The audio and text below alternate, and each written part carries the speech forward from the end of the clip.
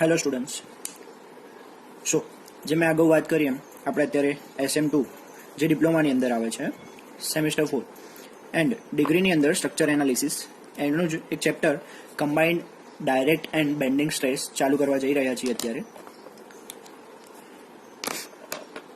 સૌથી પહેલાં તો વિડીયો ચાલુ થાય એટલે લાઇક આપો. એક તમને ગમે વિડીયો આખો જોઈ લો, લાઇક આપો જોયા પછી, અને બને ત્યાં સુધી પૂરેપૂરો વિડીયો જુઓ તો તમને આખી થિયરીમાં અથવા એક્ઝામ્પલમાં કમ્પ્લીટલી ખબર પડશે. એન્ડ હા, પછી સારું લાગે લાઇક કરો, શેર કરો. તમારો કોઈ પ્રોબ્લેમ હોય તો નીચે કમેન્ટ્સમાં લખીને આપો, અથવા સ્ટાર્ટિંગમાં જ મારો મોબાઈલ નંબર આવે છે, તમે મને વોટ્સએપમાં મેસેજ પણ કરી શકો છો. કોઈ ટોપિક તમે પર્સનલી શીખવો હોય, ના ખબર પડી હોય, ડિસ્કશન કરવું હોય તો પણ તમે કરી શકો છો. ઓકે, નાઉ વી સ્ટાર્ટ.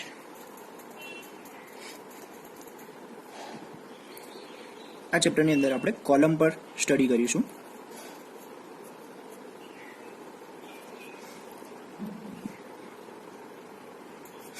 ઓકે, તો હું સ્ટાર્ટ કરું છું કે સૌથી પહેલું આપણું છે કે અક્ષીય લોડ. અક્ષીય લોડ કોને કહેવાય? તો અક્ષીય લોડ એક ફિગર ડ્રો કરીને સમજાવીશ.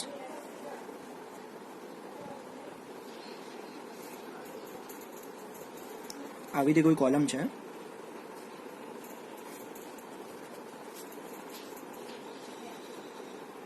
આ એની છે સેન્ટર એક્સિસ.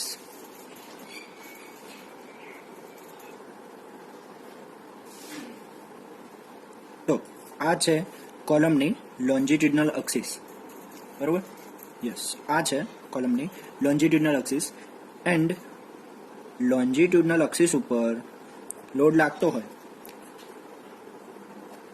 તો એને કહેવાશે અક્ષીય લોડ. એક્સિયલ લોડ અથવા અક્ષિસ ભાર, અક્ષીય ભાર, બરોબર?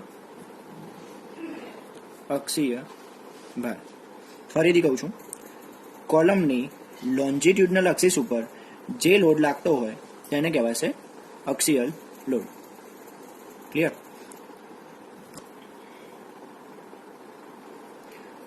નેક્સ્ટ છે આપણે એસેન્ટ્રિક લોડ.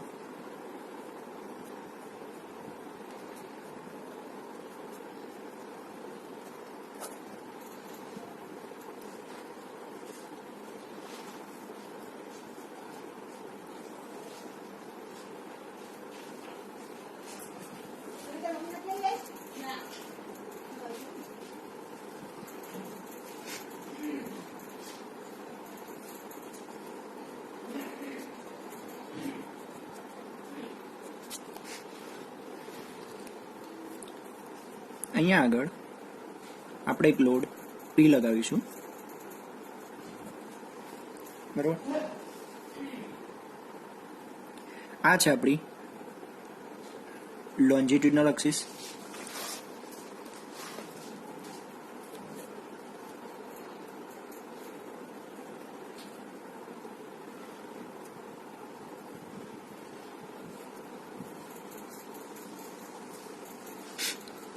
જો કોલમની અંદર ભાર લોન્જિટ્યુડનલ એક્સિસથી દૂર લાગતો હોય, ફરીથી રિપીટ કરું છું, જો કોલમની અંદર લોડ લોન્જિટ્યુડનલ એક્સિસથી દૂર લાગતો હોય તો તેવા લોડને એસેન્ટ્રિક લોડ કહે છે.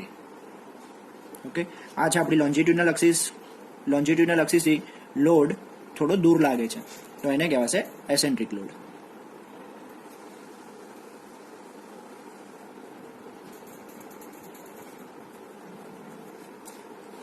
ઓકે, નેક્સ્ટ છે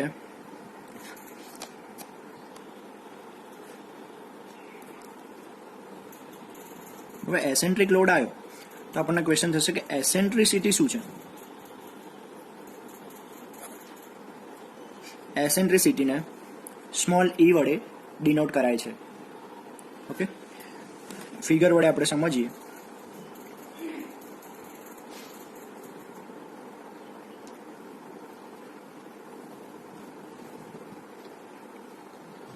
આ છે આપણી લોન્જિટ્યુડનલ એક્સિસ અને અહીંયા લાગે છે કોઈ લોડ પી. જેવી રીતે આપણે પહેલા જોયું, આ લોડને કયો લોડ કહેવાશે? Eccentric load. ઓકે, હવે લોન્જિટ્યુડનલ એક્સિસ જે આપણી આ છે, લખી દઉં,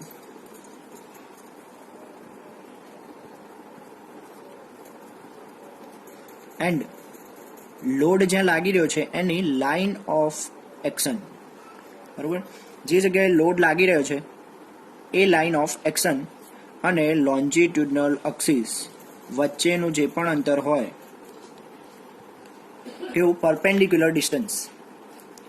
લોન્જિટ્યુડનલ એક્સિસ એન્ડ લોડની લાઇન ઓફ એક્શન વચ્ચેનું પરપેન્ડિક્યુલર ડિસ્ટન્સ એને કહેવાશે એસેન્ટ્રિસિટી, જેને આપણે ઈ વડે દર્શાવીશું. ક્લિયર? હોપ અહીંયા ખબર પડી જ ગઈ હશે તમને. ના ખબર પડે તો આગળ મને કમેન્ટ્સ કરીને બતાવજો. ઓકે,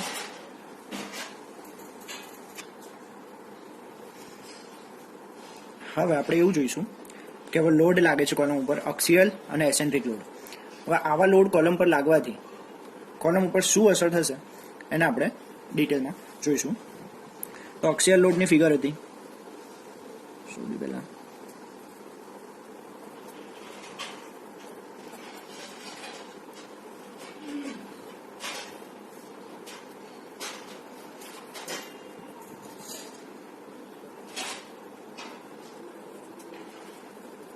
બરોબર, આવી કંઈક ફિગર હતી અક્સિયલ લોડની.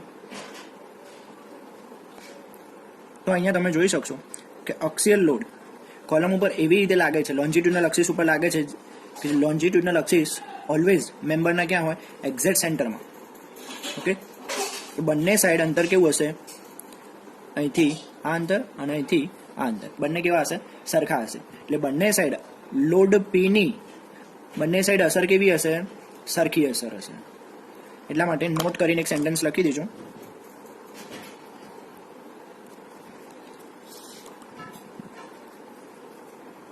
જ્યારે શોર્ટ કોલમમાં એટલે કોલમ પર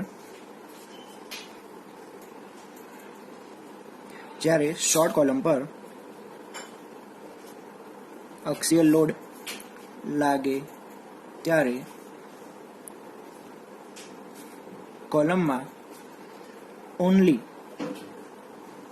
ધ્યાન રાખજો, ત્યારે કોલમમાં ઓનલી એટલે કે ફક્ત ડાયરેક્ટ સ્ટ્રેસ પેદા થાય છે. ફરીથી રિપીટ કરું છું, જ્યારે શોર્ટ કોલમ પર અક્સિયલ લોડ લાગતો હોય ત્યારે કોલમમાં માત્ર ડાયરેક્ટ સ્ટ્રેસ જ પેદા થાય છે.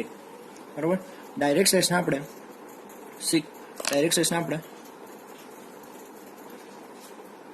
સિગ્મા ઓ અથવા સિગ્મા ડી વડે દર્શાવી શકાય. બરોબર, ઓર સિગ્મા ડી. ઓકે, સ્ટ્રેસનું ઇક્વેશન થશે પી અપોન એ. ક્લિયર? એનો યુનિટ થશે ઉપર શું છે? પી. પી એટલે નોર્મલી, હા, પી એટલે શું છે? Load force. એનું યુનિટ થશે ન્યૂટન. નીચે શું છે? એરિયાનો યુનિટ થશે mm². એટલે આપણો સિગ્મા જે છે સ્ટ્રેસ, ડાયરેક્ટ સ્ટ્રેસનો યુનિટ થશે ન્યૂટન પર mm². કોઈ પણ ચેપ્ટરમાં એની કાઇન્ડ ઓફ સ્ટ્રેસ, કોઈ પણ જાતનો કોઈ પણ સ્ટ્રેસ આપ્યો હોય તો યુનિટ થશે ન્યૂટન પર mm². ઓકે, ક્યાંય કન્ફ્યુઝ ના થતા, યુનિટ ઓલવેઝ આ જ રહેશે. એના પછી છે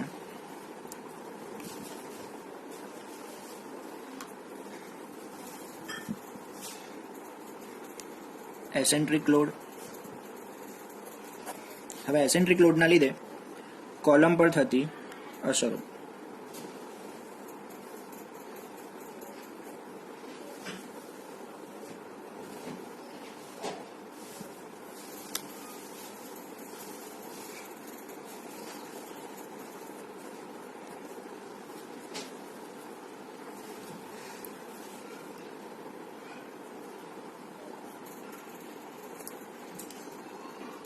હવે આપણે અહીંયા જોઈ શકીએ તો કોલમ જ્યારે કોઈ પણ નાનું કોઈ ચોરસનો ક્યુબ કે એવું કંઈ તમે લેશો અને એના ઉપર વેઇટ આપશો, જેમ કે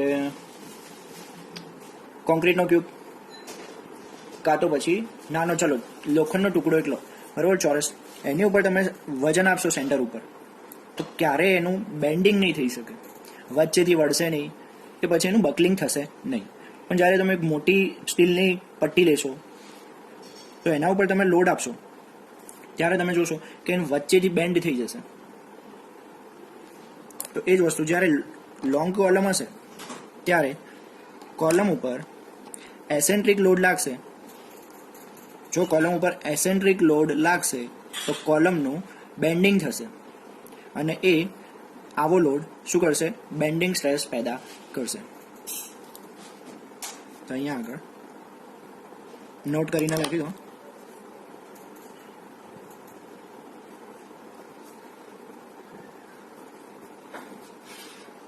એસેન્ટ્રિક લોડ લીધે કોલમમાં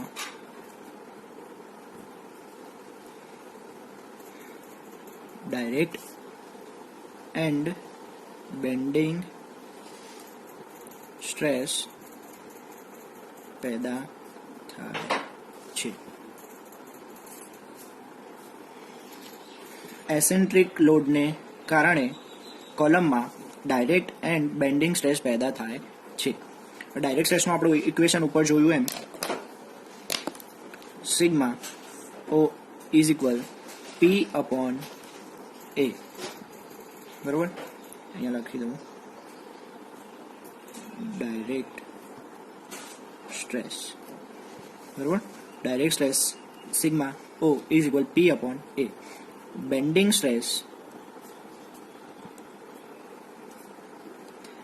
સ્ટ્રેસને સિગ્મા બી વડે ડિનોટ કરીશું આપણે, બરોબર. એનું ઇક્વેશન થશે M upon Z. Okay, direct સ્ટ્રેસનું થશે sigma 0 P upon A. Bending સ્ટ્રેસનું થશે sigma B is equal M upon Z. હવે અહીંયા એમ છે મોમેન્ટ અને ઝેડ છે સેક્શન મોડ્યુલસ.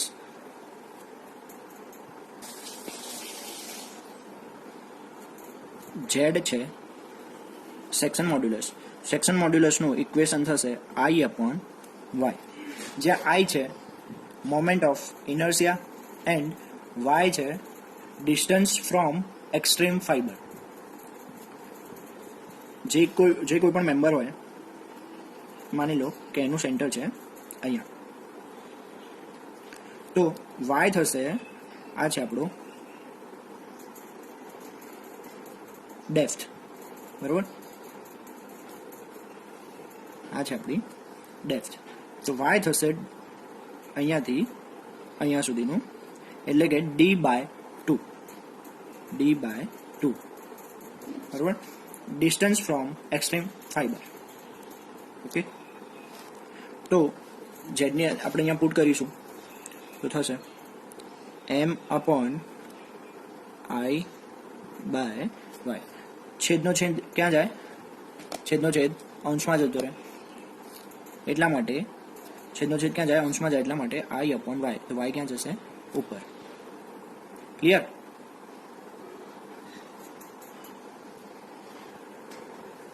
હવે અહીંયા આગળ આપણે કોલમની ફિગર દોરીને જોઈશું એ કોલમ ઉપર અક્ષીય લોડ અને એસેન્ટ્રિક લોડની શું અસર થાય છે.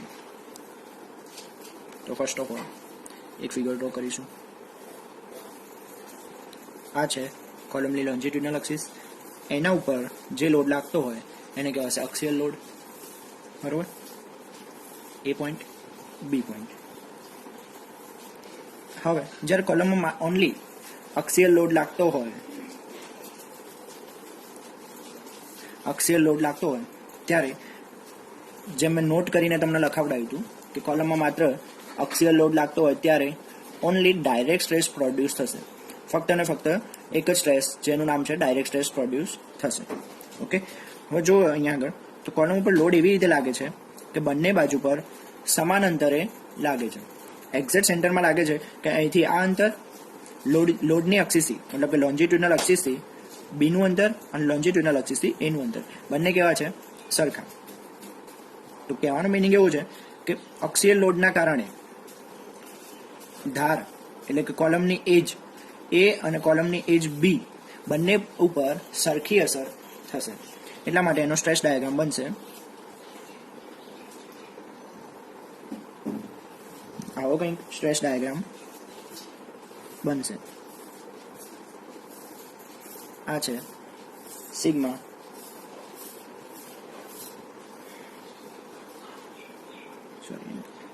Sigma o E upon A.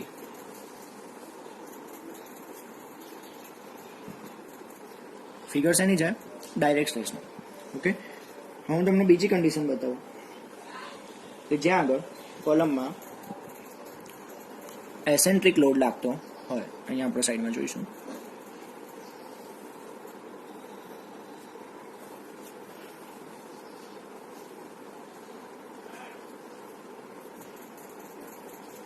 આ છે એસેન્ટ્રિક લોડ.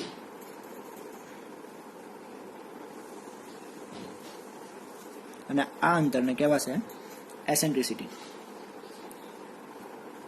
હવે આપણે કેલ્ક્યુલેટ કરીએ. એવું માની લઈએ ફક્ત આના ઉપર અક્સિયલ લોડ જ લાગી રહ્યો છે. હવે આપણે એના પહેલાં અગાઉનું એક જોઈએ કે જ્યારે મેં એસેન્ટ્રિક લોડ ભણાયો ત્યારે તમને કહ્યું હતું કે એસેન્ટ્રિક લોડ કોલમ પર લાગતો હોય ત્યારે બે ટાઈપની સ્ટ્રેસીસ લાગશે. કઈ? ડાયરેક્ટ સ્ટ્રેસ અને બેન્ડિંગ સ્ટ્રેસ. તો માની લઈએ ખાલી ડાયરેક્ટ સ્ટ્રેસ જ લાગતી હોય તો એની ફિગર કેવી બનશે? ડાયરેક્ટ સ્ટ્રેસ જ ખાલી લાગતી હોય તો એનો કંઈક સ્ટ્રેસ ડાયાગ્રામ આવો થશે. ઓકે, આનું નામ આપી દઉં.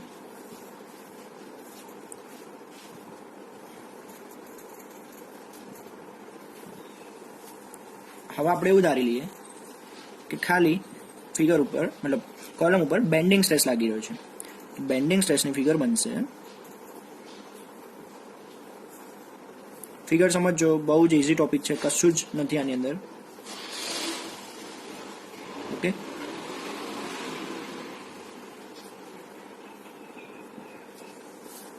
આ છે આપણું બેન્ડિંગ સ્ટ્રેસ જેને આપણે સિગ્મા બી વડે ડિનોટ કરીશું. અહીંયા નામ આપી દો.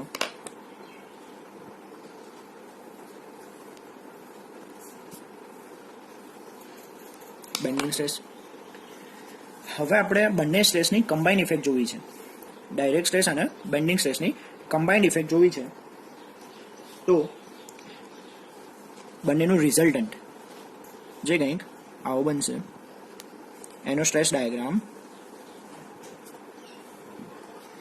કંઈક આવું બનશે. બંનેની કમ્બાઇન ઇફેક્ટ બતાવી છે.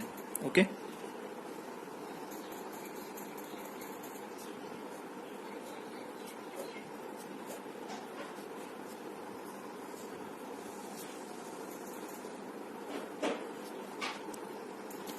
અહીંયા આગળ આને કહેવાશે રિઝલ્ટન્ટ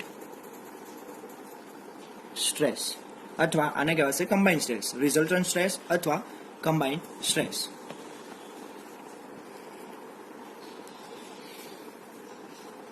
જેમ કે આપણને ઇક્વેશન્સ તો ખબર જ છે બંનેના કે અહીંયા આગળ ડાયરેક્ટ સ્ટ્રેસનું ઇક્વેશન થશે sigma O is equal P upon A. એવી જ રીતે અહીંયા આગળ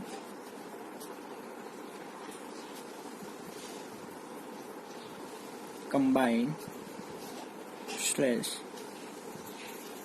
ઓકે, હવે અહીંયા કમ્બાઇનમાં કયા લાગે છે? કમ્બાઇન સ્ટ્રેસમાં કયા સ્ટ્રેસ લાગે છે? એક ડાયરેક્ટ સ્ટ્રેસ, બીજો બેન્ડિંગ સ્ટ્રેસ. તો બંનેનો શું કરવું પડશે? બંનેના ઇક્વેશન્સ આપણે લખવા પડશે. તો ફર્સ્ટ છે સિગ્મા ઓ ડાયરેક્ટ સ્ટ્રેસ માટે પી અપોન એ. બીજું છે સિગ્મા બી બેન્ડિંગ સ્ટ્રેસ માટે એમ અપોન ઝેડ.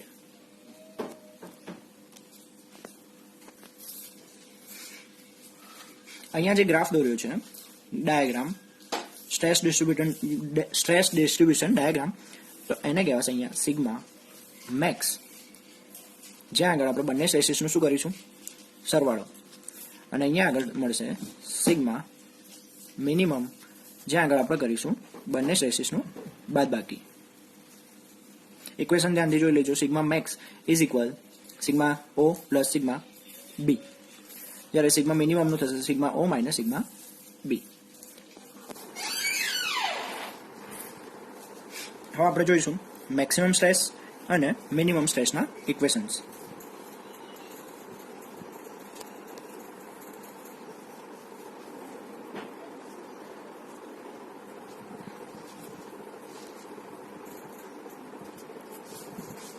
મેક્સિમમ સ્ટ્રેસના સિગ્મા મેક્સ વડે દર્શાવીશું. એનું ઇક્વેશન થશે સિગ્મા મેક્સ ઇઝ ઇક્વલ કયા કયા સ્ટ્રેસ લાગતા હતા? Direct stress plus bending stress.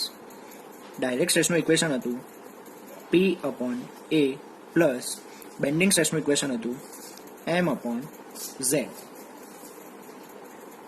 P upon A as it is એમની જગ્યાએ એમ, ઝેડની જગ્યાએ આપણે મળ્યા હતા ઝેડ એટલે શું? સેક્શન મોડ્યુલસ, જેની જગ્યાએ આઈ અપોન વાય. છેદનો છેદ અંશમાં જાય એટલા માટે આઈ અપોન વાય, વાય ક્યાં આવે? ઉપર જતો રહેશે. ઓકે, એવી જ રીતે સિગ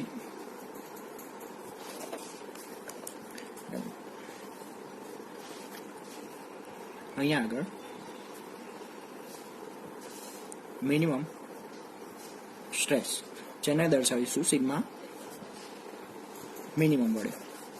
બરાબર, અહીંયા આગળ જોઈએ તો sigma minimum is equal direct stress minus bending stress. અહીંયા ધ્યાન આપજો, ડાયરેક્ટ સ્ટ્રેસમાંથી બેન્ડિંગ સ્ટ્રેસને માઇનસ કરવાનું છે. તો ડાયરેક્ટ સ્ટ્રેસનું ઇક્વેશન થશે પી અપોન એ, બેન્ડિંગ સ્ટ્રેસનું M upon Z. P upon A as it is, M upon as it is, I upon Y. Z ની જગ્યાએ I upon Y. હવે અહીંયા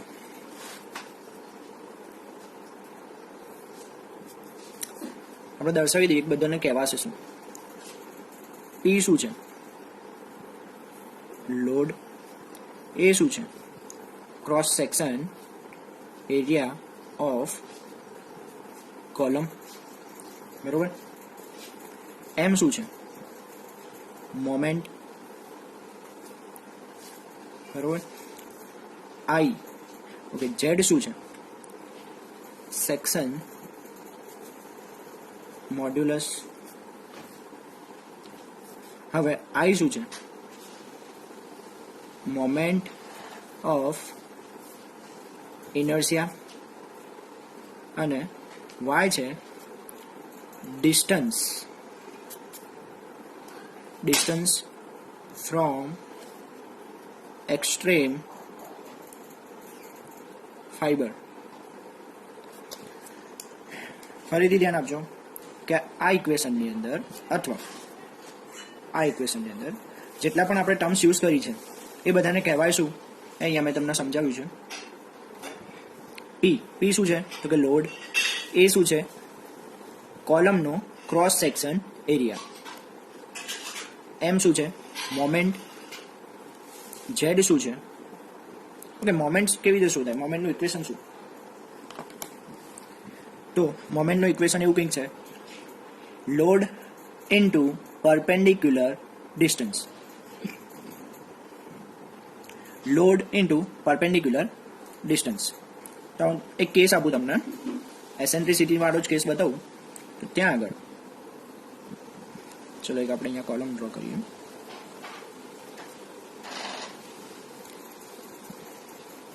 અહીંયા આગળ પી એટલે કે એસેન્ટ્રિક લોડ લાગે છે. એસેન્ટ્રિક લોડ લાગે છે. બરોબર છે. હવે આ અંતર કેટલું થશે? લોન્જિટ્યુડનલ એક્સિસ અને લોડની લાઇન ઓફ એક્શન વચ્ચેનું લંબ અંતર, જેને શું કહેવાય? એસેન્ટ્રિસિટી, E. બરોબર. તો આ કેસમાં મોમેન્ટ કેટલી થાય? મેં શું કહ્યું હતું મોમેન્ટનું equation? Force into perpendicular distance. તો ફોર્સ ઇન્ટુ પરપેન્ડિક્યુલર ડિસ્ટન્સ કેટલું? લોડની અક્ષિસથી લોન્જિટ્યુડનલ અક્ષિસ સુધીનું ડિસ્ટન્સ. તો force into perpendicular distance. Okay, moment આવી રીતે શોધવાની છે એક્ઝામ્પલની અંદર. આપણે જોઈ લો, આ જે એમ છે એની જગ્યાએ શું થશે? P into E. બરાબર, force into perpendicular distance P into E. Next છે ઝેડ સેક્શન મોડ્યુલસ. ઝેડનું ઇક્વેશન થાય I upon Y. Z is equal I upon Y. તો આઈને કહેવાશે મોમેન્ટ ઓફ ઇનર્શિયા એન્ડ વાયને કહેવાશે ડિસ્ટન્સ ફ્રોમ એક્સ્ટ્રીમ ફાઈબર.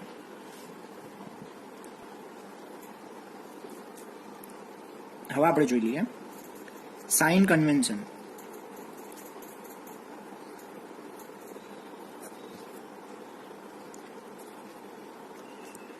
જો આપણો સ્ટ્રેસ કમ્પ્રેસિવ સ્ટ્રેસ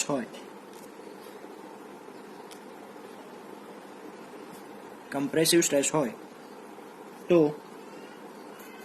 એને પોઝિટિવ લેવું, એટલે કે પ્લસ લેવું.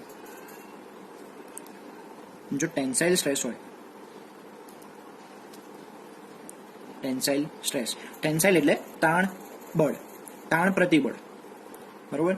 કમ્પ્રેસિવ સ્ટ્રેસ એટલે દાબ પ્રતિબળ. ટેન્સાઇલની વાત કરીએ તો ટેન્સાઇલ સ્ટ્રેસ હોય તો એને નેગેટિવ લેવો, એટલે કે માઇનસ. હવે અહીંયા આગળ બે કન્ડિશન્સ જોઈએ આપણે. જો સિગ્મા ઓ ગ્રેટર દેન સિગ્મા બી હોય, ધ્યાન આપજો, ડાયરેક્ટ સ્ટ્રેસની વેલ્યુ બેન્ડિંગ સ્ટ્રેસની વેલ્યુ કરતાં વધારે હોય તો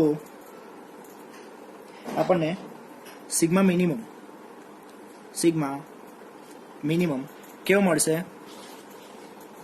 પ્લસ. અને પ્લસ હોય તો એને કહેવાશે કમ્પ્રેસિવ. બરોબર. બીજી કન્ડિશન, જો ડાયરેક્ટ સ્ટ્રેસની વેલ્યુ બેન્ડિંગ સ્ટ્રેસની વેલ્યુ કરતાં ઓછી હોય, direct stress less than bending stress, ત્યારે સિગ્મા મિનિમમની વેલ્યુ થશે નેગેટિવ હશે. એટલા માટે ટેન્સાઇલ. ક્લિયર? સાઇન કન્વેન્શન યાદ રાખજો.